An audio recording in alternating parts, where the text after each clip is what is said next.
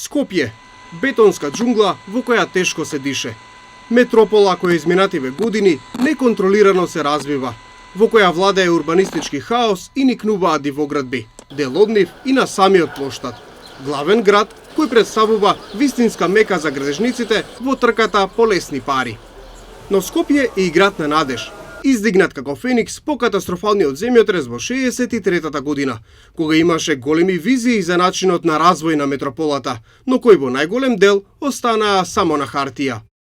Стрелките на часовникот зад мене застанаа како потсетник на катастрофалниот земјотрес, но Скопје не застана.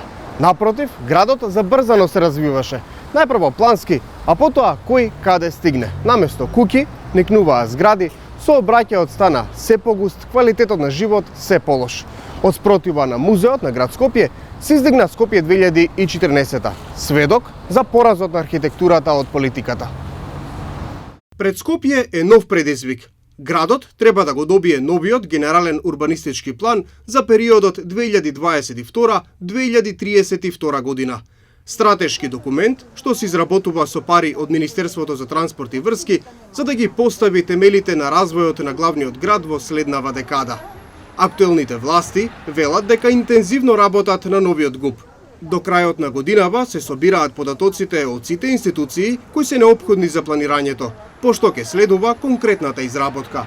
Тој процес ќе сакам да биде максимално транспарентен, затоа што не за друго, туку тој треба да биде донесен некаде до крајот на 2022, значи наредната година, тогаш ќе влеземе во негова велам вклучување на останатиот дел од јавноста и мислам дека сум должен тоа да го направам заради тоа што станува збор за документ кој што ќе го креира градот или развојот на градот до 2032 година. И мислам дека тука немаме право на монополско одлучување во смисол на заради тоа што имаме определени функции или заради тоа што номинално некои од органите се дел од таа приказка, меѓутоа сметам дека треба тој процес да биде максимално транспарентен и да го донесеме заедно ГУП-от. Но надлежните во делот на транспарентноста се сопнаа уште на првата пречка.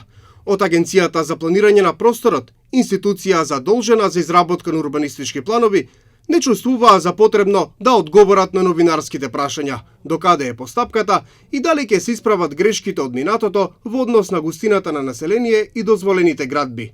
Оттаму решија да молчат, иако се финансираат од јавни пари, а генералниот урбанистички план е документ што засега огромен број граѓани. Визијата е градот да се развива на северната страна, што според Шилегов ќе го намали притисокот врз останатиот дел на Скопје. И покрај тоа што во централното градско јадро никнуваат зданија и се спроведуваат детални урбанистички планови кои што се спротивни на ГУП, кои неколку пати ги надминуваат неговите параметри.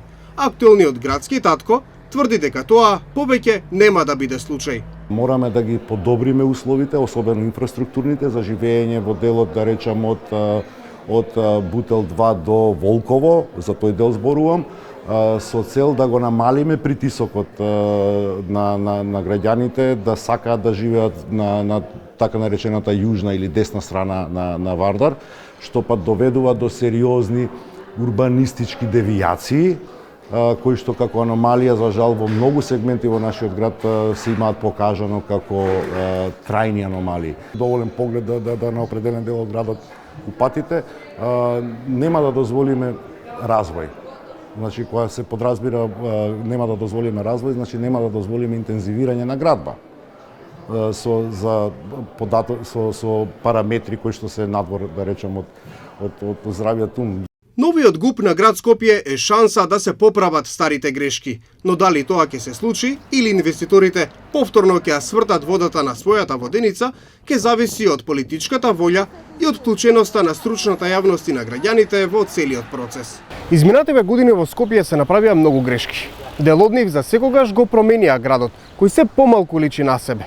Но со одговорно планирање и пред се со слушање на гласот на стручната јавност може да се повлече црта и конечно да се тргне во вистински правец на развојот.